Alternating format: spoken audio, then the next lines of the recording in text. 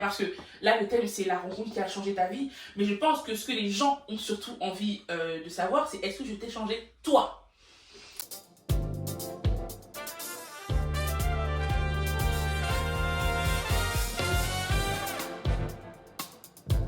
J'ai reçu plusieurs commentaires qui nous demandent, enfin qui me demandent précisément que Béranger parle plus. Que Béranger nous parle de son évolution. Qu'il jacasse. Qu'il jacasse. Qu'il blabla, qu'il devienne bavard. Commençons par le commencement. Parle-nous de ton quotidien avant de me rencontrer. Alors avant de rencontrer Osirine, on va dire que j'étais dans j'étais dans une vie finalement que je ne maîtrisais pas. J'étais dépressif, donc pour recontextualiser, je vivais dans un appartement seul, je ne voyais personne de la journée, donc c'était vraiment déprimant. En plus, je faisais régulièrement des crises d'angoisse. Donc j'avais également un traitement à prendre tous les jours avec beaucoup de médicaments, ça me fatiguait beaucoup. Et tu dormais beaucoup? Je dormais beaucoup. Tu dormais beaucoup? Je dormais, je sais pas moi, quand j'étais vraiment encore plus déprimé que d'habitude, c'était 10 heures par jour peut-être. Au niveau de ma famille... Par jour en comptant la nuit? On va dire c'était 5-6 heures en plus. Et après il y avait les heures de nuit. Et les heures de nuit c'est combien? À peu près 8 heures. 8 heures, donc 8 heures plus 6 heures. À peu près 14 heures. 14 heures par jour, donc tu dormais 14 heures par jour. C'est ça, si on devait, oui. Ok. Donc au niveau par exemple de ta famille, comment ça se passait avec ta famille?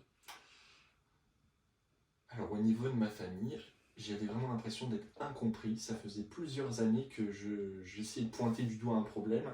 Sauf qu'à chaque fois, la réponse de mes parents, c'était non mais prends sur toi, ça va aller, voilà, tout va bien se passer, reprends tes études, moi je suis sûr que ça va super bien aller, même si tu as eu 6 médicaments d'affilée, que tu dormais comme c'est pas permis, que tu étais malheureux comme une pierre. Tu reprends, tout va bien se passer, tout va rentrer dans l'ordre. En fait, même toi, tu ne connaissais pas le problème, mais tu essayais de... En fait, c'était des appels à l'aide, Ouais, tout simplement. C'était vraiment des appels à l'aide, et honnêtement, je ne savais vraiment plus quoi faire. Également, j'avais développé, du fait de ne pas sortir de chez moi, j'ai déjà remarqué plusieurs fois, dès que je ne sors pas de chez moi, j'ai une angoisse qui se crée, une paranoïa. C'est-à-dire que je ne peux même plus aller chercher ma baguette de pain en bas à la boulangerie, juste en face, alors que bon, pourtant c'est à 10 mètres. Et donc je ne pouvais plus non plus conduire. La voiture, c'était devenu une phobie. D'abord parce que j'étais déjà pas bien dans ma tête, hein, clairement. En plus, j'étais pas du tout sûr de mes capacités, comme j'étais tout le temps hésitant, ça aide pas. Et en plus, au niveau de la paranoïa, j'avais peur de me faire agresser tout le temps. Donc je ne pouvais pas prendre la voiture. J'ai essayé de consulter un moment, de faire de l'hypnose. Ça a permis de calmer ça, un petit peu ça, mais ça n'a pas suffi.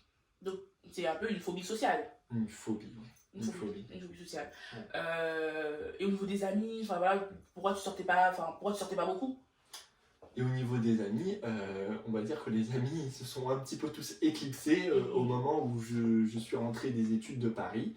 Et je me suis aussi rendu compte que bon, le fait d'être d'un bon milieu social, on va dire, en fait, j'étais pas tellement vu comme le Béranger, un super ami, on en veut tous un dans la vie. C'était plutôt, ah, Béranger, c'est le fils de machin, on va essayer d'organiser des soirées chez lui, ça va être sympa, on va pouvoir bien profiter, et ensuite on part. Entre guillemets, voilà. Hein, c'était toujours moi c'était toujours moi qui devais payer les trucs, enfin voilà quoi. Donc un peu le mec riche du groupe quoi. Oui, un peu le mec riche du groupe. Et on espère généreux. Le mec riche qu'on espère généreux. Ouais, c'est ça. Si tu devais donner un mot à cette vie que tu vivais avant la rencontre, ou une phrase, qu'est-ce que ce serait? Une vie pathétique et sans avenir. Oula, c'est c'est dur. Ouais. D'accord, maintenant, la rencontre arrive. J'arrive dans ta vie, je saute dans ta vie, j'éclabousse. Qu'est-ce qui se passe dans ta tête à ce moment-là? On va parler juste des 3 premières années. Comment tu vis ces 3 premières années d'avoir... parce que tu as déjà eu des relations aussi sérieuses. Comment tu vois cette première relation? Est-ce que tu en espères? Dis-nous, raconte-nous. Donc déjà par rapport à nos personnalités qui se rencontrent. Comment tu le vis, toi? Alors au niveau de cette relation, alors moi, il faut savoir que les relations que j'ai eues n'ont jamais duré plus de 3 mois. Mhm. Donc aujourd'hui, ça fait 5 ans. Voilà. Mhm. Hein, c'est une merveilleuse relation. Alors cette relation, comment je l'ai vécue les 3 premières années, je l'ai vécue comme un coup de pied au cul, clairement. Un bon coup de pied au cul, ouais. Dans le sens... C'est moi, j'étais le coup de pied. Je me suis pris un coup de pied au cul. Dans le sens où on avait beaucoup de disputes. Finalement, les disputes, si je dois résumer, c'était par rapport à mon rythme, un rythme d'escargot. Un rythme d'escargot. Le quotidien de manière générale. Le quotidien, oui, le quotidien. J'en attendais énormément d'Ozyrine. Je ne m'en rendais pas compte, hein, c'était bon. Mais pourquoi? Qu'est-ce qui a fait que tu en attendes beaucoup de moi? Ozyrine est arrivée un peu comme une sauveuse. C'était une vraie béquille, c'est-à-dire qu'elle m'a aidé vraiment à... Ouais, ça a duré pendant très longtemps, mais c'était en fait un peu comme mon infirmière. Hein. Dès que j'avais un problème, c'est elle qui m'aidait. Elle m'a aidé à y voir un peu plus clair au niveau de ma famille, y voir plus clair au niveau de mes relations sociales, de ma manière d'agir aussi, des réflexions que je pouvais avoir au niveau esprit critique. De tes pensées racistes, oui, on peut dire que tu étais. Oui, j'avais un racisme intériorisé aussi, et c'était problématique, quoi. Enfin, je suis content de m'en être rendu compte, tout ça, et d'avoir pu changer de ce côté-là, parce que sinon, on ne peut pas continuer une relation comme ça. En fait, je vivais littéralement à travers toi. Par exemple, quand Ozyrine était invitée à une soirée, moi, il fallait forcément que je vienne. Je ne pouvais pas rester tout seul, sinon je me sentais abandonné. Autre exemple, quand justement moi j'allais pour le coup voir ma famille ou que où j'étais invité chez des amis en soirée, j'avais forcément envie qu'Ozyrine vienne. Et ça du coup par rapport au fait que je n'avais pas de personnalité. En fait j'étais là pour combler. Oui, Ozyrine était là pour combler, oui. Combler un manque que tu avais en toi. J'ai un exemple très flagrant. C'est un jour on est invité à un 31 décembre, voilà. Chacun se présente et tout, et à un moment, là, une jeune fille, voilà, je ne sais pas, elle me dit, bah du coup, et toi, présente-toi, entre guillemets, et je commence à lui faire le CV de ma vie, comme si j'étais un entretien d'embauche. Elle finit par me dire, mais tu sais, je ne veux pas t'embaucher à la fin. Et là, je me suis rendu compte qu'il y avait un vrai problème. Parce que il y a aussi... Non, vas-y. Il y a aussi le fait que moi, j'ai jamais été présenté en soirée. Quand j'étais avec mes parents, j'étais toujours le fils de monsieur machin. J'étais jamais Béranger, c'est mon fils, voilà. C'était toujours le fils de monsieur machin. Donc je n'ai jamais su comment me présenter autrement que comme ça. Du coup, c'est de là que découle le fait que tu n'avais pas forcément d'avis non plus. Oui. Tu prenais l'avis des gens qui t'entouraient. Oui, exactement. Par exemple... au niveau de sujets politiques, de sujets liés à la sexualité, au féminisme, moi je n'y connaissais la culture, je n'y connaissais tellement rien qu'en fait j'avais une sorte de mécanisme d'autodéfense, c'est-à-dire de rejeter le sujet en essayant d'étouffer un peu comme on étouffe l'affaire, quoi. C'est-à-dire je court-circuite et j'ai envie qu'on passe à un autre sujet. Juste parce que ça me mettait mal à l'aise de parler de sujets que je ne maîtrisais pas, et je ne maîtrisais pas grand-chose du tout. Hein. Je ne savais même pas vraiment ce que j'aimais. Je me souviens d'un truc flagrant, c'est mes amis qui te demandent Béranger, il aime quoi pour son anniversaire, il voulait me faire un cadeau. Et là, les amis répondent on ne sait pas. On ne sait pas. On ne sait pas, ouais. On sait pas. Ouais. Moi, je dois quand même rebondir aussi sur un sujet qui est le racisme. C'est-à-dire que tu m'as dit au début de notre relation, je crois, que toi tu as été attiré par les noirs. Mais quand moi je t'ai rencontré, il y a beaucoup de choses qui m'ont un peu heurté. Je comprends pas comment tu peux être attiré par les noirs et en même temps avoir des réflexes ou des automatismes ou des pensées, je pense qu'on en a tous, hein, même moi, racistes. Alors, je pourrais l'expliquer, je viens de réfléchir à ça, je pourrais l'expliquer comme un rapport de force en fait. C'est-à-dire qu'on avait la personnalité que les gens ont toujours voulu me donner. Une personne bourgeoise, avec des côtés racistes, voilà, sans s'en rendre compte. Tout simplement. Des idéologies racistes. Hein. Et à côté, il y avait Béranger, complètement perdu, qui ne comprend pas vraiment pourquoi on lui dit mais tu dois être raciste. En fait, c'est toujours cette haute personnalité que les gens avaient voulu me donner qui prédominait. Donc ce qui fait que oui, effectivement, c'était bancal au niveau de la relation parce qu'on se disait, mais il est avec une femme noire, mais il a des pensées racistes. Mais d'où viennent ces pensées racistes? Ah oui, il n'a jamais pu affirmer sa personnalité. Il n'a jamais compris non plus qui il était. Ah, intéressant. Donc, Ouais. en fait, c'est un peu dû à ton éducation, tes parents qui te, Ouais, qui te mettaient des... Exactement, c'est ça. Donc, si tu devais définir cette période de ta vie, donc nos 3 premières années de couple, tu définirais comment? Alors pour le coup, je pense que c'est pas, j'aurais pas qu'un mot, j'en aurais plusieurs. D'abord, ambivalence.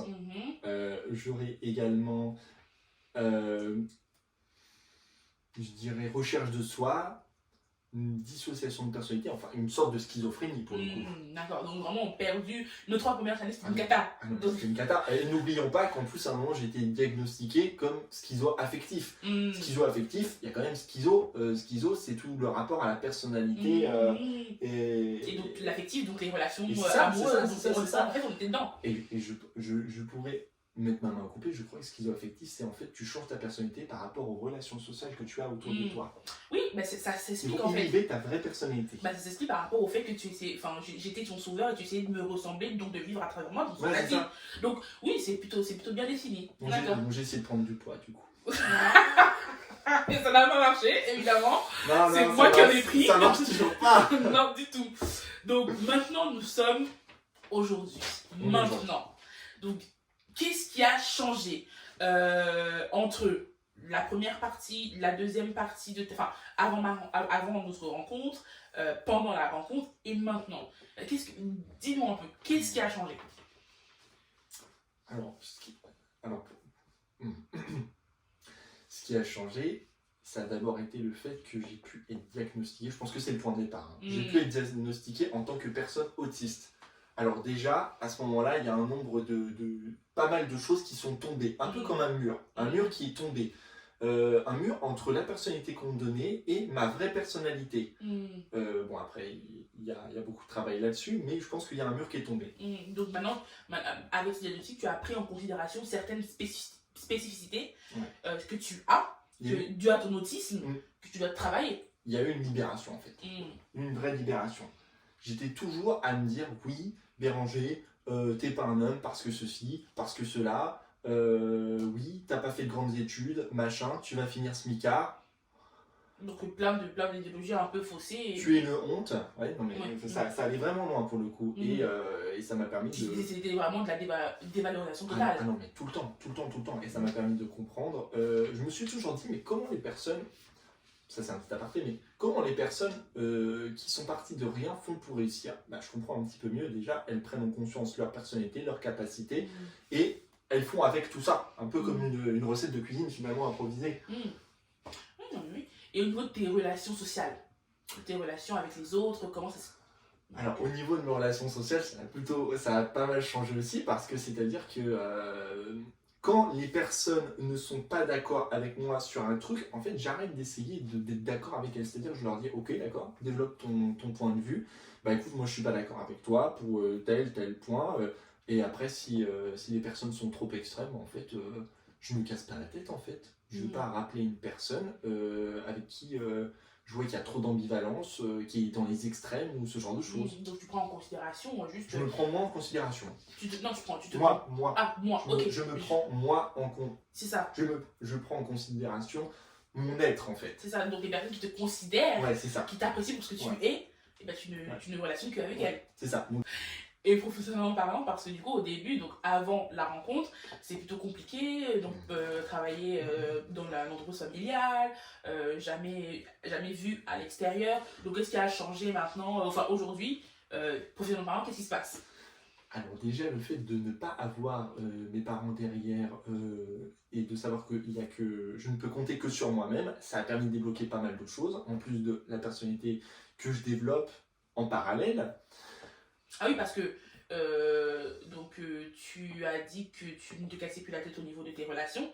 Donc ces personnes-là, ton père en fait partie. Oui. Donc tu as mis fin à cette relation, et ce qui fait que il t'a un peu coupé les vivres. Oui. Littéralement. Oui, je me suis fait couper les vivres, c'est clairement comme ça. Comme on voit dans les dramas. Ça se passe souvent comme ça dans les familles bourgeoises, j'ai remarqué. Oui. Hein. T'es tenu par l'argent et hop, dès que tu vas plus dans les attentes de la famille, Mhm. hop, ça y est, on te squeeze. Mm. On peut le voir dans plein de séries américaines sur Netflix d'ailleurs. Hein. Mm. Euh, et j'ai perdu le sujet.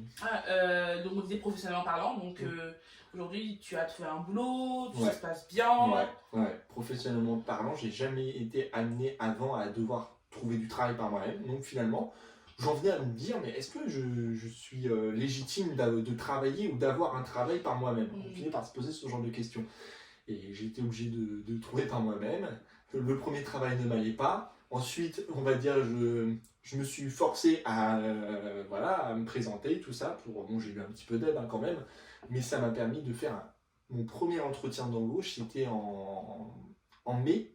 C'était en mai. J'ai été pris 2022. en mai 2022, ouais, donc c'est très très récent. Et j'ai récemment un nouveau travail depuis 3 mois et j'ai aussi fait l'entretien d'embauche par moi-même. Hein. J'ai pas eu le piston de machin. Souvent les pistons, finalement c'est mieux d'y aller par soi-même. Comme ça on voit la vraie personnalité de la personne. C'est ce que je pense. Et il y a un truc que tu m'avais parlé que je trouve vachement intéressant, c'est le fait que pendant plusieurs années, donc ma présence a fait que tu te remettes en question sur tes idéologies dues à ton éducation, tout ce qui est en rapport avec le racisme. Ouais. Le fait de te remettre en question par rapport à ça, de travailler cet aspect-là, t'a permis aujourd'hui d'avoir ce job-là. Oui, ça c'est très intéressant. C'est très intéressant à soulever, je vous remercie. Tu peux me tutoyer.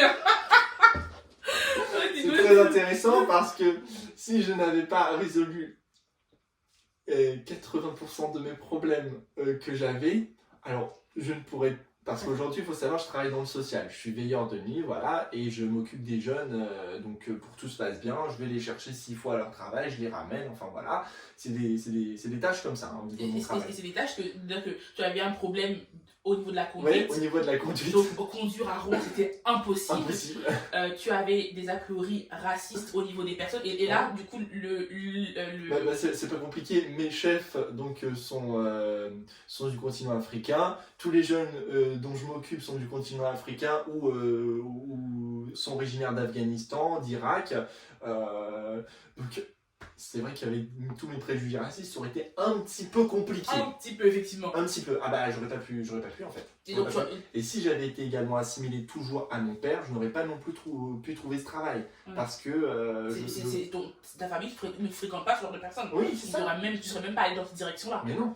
Oui. Mais non. Donc tu en es content. Ah, j'en suis très très content. C'est un travail qui te plaît, ça que se tu aimes passe bien. très bien. Ça se passe très bien. Franchement, je suis très content. Et donc, au niveau des relations amoureuses, comment ça se passe? Donc on a parlé du fait que tu vivais, schizo-affectif, tu as été diagnostiqué à un moment donné schizo-affectif, tu vivais à travers moi, tu n'avais pas de personnalité, d'identité, d'avis. Donc est-ce qu'aujourd'hui, ça se passe mieux d'après toi? Alors, selon moi, ça se passe mieux. Après, c'est vrai que j'ai remarqué, j'ai beaucoup de soucis au niveau de mes réactions qui peuvent être souvent disproportionnées. Il y a des moments où je me demande si je suis pas un peu borderline, mais bon. Donc c'est vraiment cette année, donc en 2022, que après avoir pris en compte ma personnalité, que j'ai décidé de travailler sur moi, donc de faire des fiches pour pouvoir appréhender tout ça, appréhender toutes ces situations qui peuvent m'arriver dans la vie quotidienne et savoir comment réagir au mieux.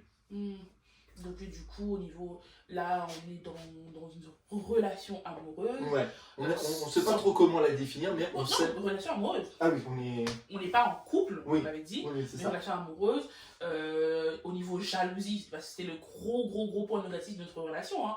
Ouais. Au niveau jalousie, au niveau appartenance. Donc ton travail par rapport à ça, parlons aux téléspectateurs. Donc dis-nous où ça en est, comment ça a progressé, comment tu te sens aujourd'hui. Voilà.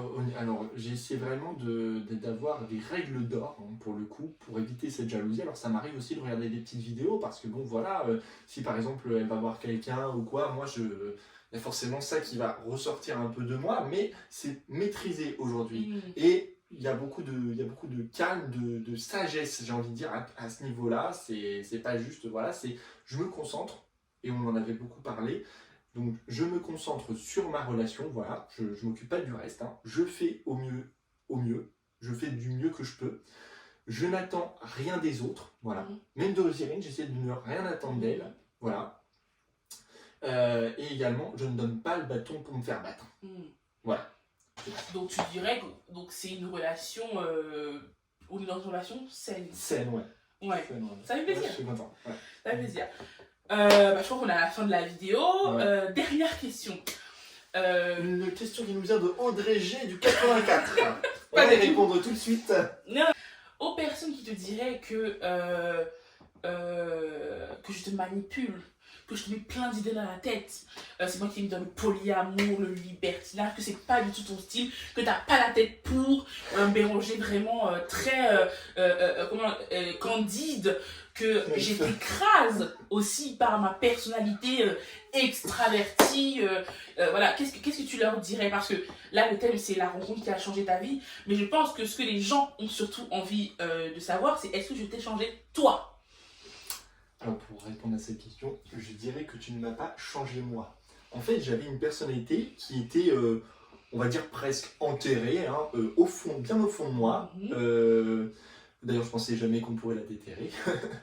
Donc, Ozyrine m'a aidé à déterrer cette personnalité, me révéler et aussi savoir vraiment qui je voulais être. Qui tu es? Oui. Parce que si c'est une personne qui était enfouie en toi, Oui, c'est ça. qui tu es. Exactement. Donc, comme tu l'as dit au tout début, en fait, j'étais le coup de pied au cul, tout simplement. Oui, dont j'avais besoin. Voilà, tout simplement, on reste sur ces bonnes paroles. Oui, on va renommer la vidéo coup de pied aux fesses. Le coup de pied qui change notre vie. Le coup de pied qui a changé ma vie. Voilà, donc merci pour ce partage. Merci à toi. Voilà, c'est tout pour cette vidéo. On se retrouve dans une autre vidéo. J'espère que le format vous plaît et je pense que je referai ça plus souvent. Bonne journée, bonne soirée ou bonne semaine. Mouah. Bonne journée.